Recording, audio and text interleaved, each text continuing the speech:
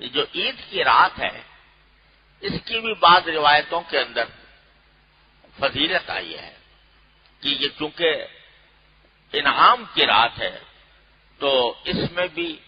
عبادت کرنا یہ بڑی فضیلت کی بات ہے، تو اس کو بھی بالکل ضائع نہیں کرنا چاہیے، بلکہ اس کے اندر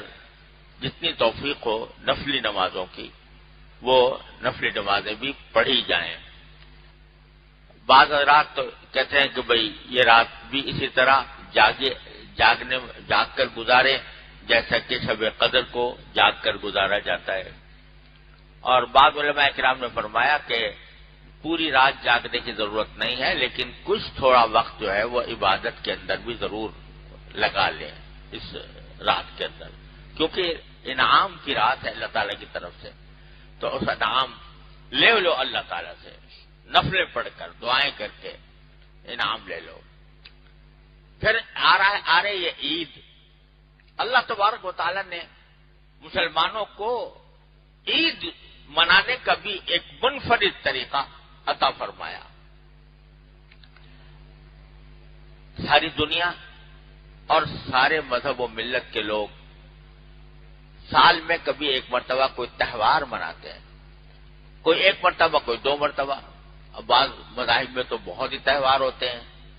ہندوؤں کے یہاں بے شمار تہوار ہیں، یہودیوں کے یہاں بہت سے تہوار ہیں،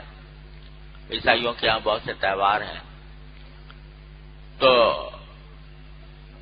اللہ تبارک و تعالی نے انسان کی ایک طبیعی خواہش ہوتی ہے کہ کچھ دن ایسے ہوں جو خوشی کے ساتھ سب لوگ خوش ہوں، اس میں اکٹھے ہوں، ایک دوسرے سے ملیں، بشاشت کا اظہار کریں، تو اللہ تبارک و تعالی نے ہمارے لیے دو عیدیں مقرر فرمائی ہیں، ایک عید الفطر اور ایک عید الاضحیٰ۔ حدیث میں آتا ہے کہ جب نبی کریم صلی اللہ علیہ وسلم مدینہ منورہ تشریف لے گئے تو لوگوں نے آپ کو بتایا کہ یہاں پر ہم 2 دن خوشی منایا کرتے تھے، تہوار مناتے تھے، ایک نیروز کا دن تھا، ایک مہرجان کا دن تھا۔ تو رسول کریم صلی اللہ علیہ وسلم نے فرمایا کہ اب نیروز مہرجان تو ختم ہو گیا، یہ جاہلیت کی علامت تھی، اب اس کی جگہ ہم تمہیں 2 عیدیں دے رہے ہیں،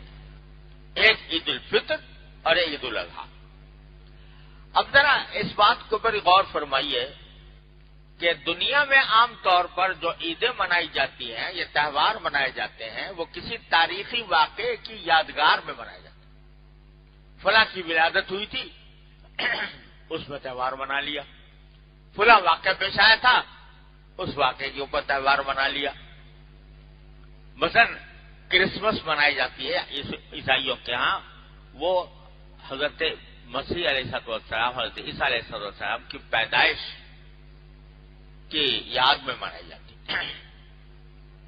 25 دسمبر کو،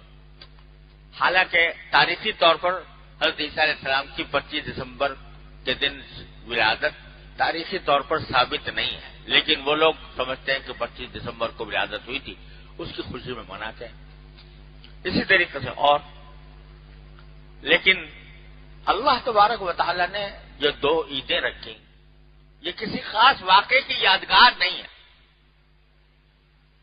عید الفطر ہے مثلا یکم شوال کو کوئی ایسا واقعہ جس کی ساری زندگی قیامت تک اس کی خوشی منائی جائے، ایسا کوئی خاص پیش نہیں آیا۔ اسی طرح 10 ذی الحجہ یا 10 ذی الحجہ جو عید الاضحیٰ کا دن ہے، اس وقت میں کوئی تاریخ میں کوئی واقعہ خاص پیش آیا ہو، اس کی یادگار منائی جا رہی ہو، ایسا کچھ نہیں۔ دونوں عیدیں ایسے موقع پر اللہ تعالی نے مقرر فرمائی ہے جب مسلمان خود کوئی عمل کرتے ہیں، اچھا عمل کرتے ہیں، اس کی تکمیل کرتے ہیں، تو تکمیل کی خوشی میں عید مناتے ہیں۔ اب عید الفطر جو ہے وہ خوشیاں کس بات کی کہ اللہ تبارک و تعالیٰ نے اپنے فضل و کرم سے ہمیں رمضان عطا فرمایا، رمضان کی اندر عبادت کرنے کی توفیق عطا فرمائی،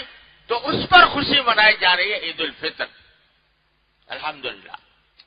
اور اسی طریقے سے عید الاضحیٰ وہ اس موقع پر جبکہ مسلمان ایک دوسرے عظیم عبادت کی تکمیل کرتے ہیں، وہ ہے حج کی عبادت۔ 9 تاریخ کو، ذی الحجہ کی 9 تاریخ کو حج ادا ہوتا ہے، تو اللہ تعالیٰ نے 10ویں دن اس کی خوشی، الحمدللہ حج۔ بتلانا کیا ہے کہ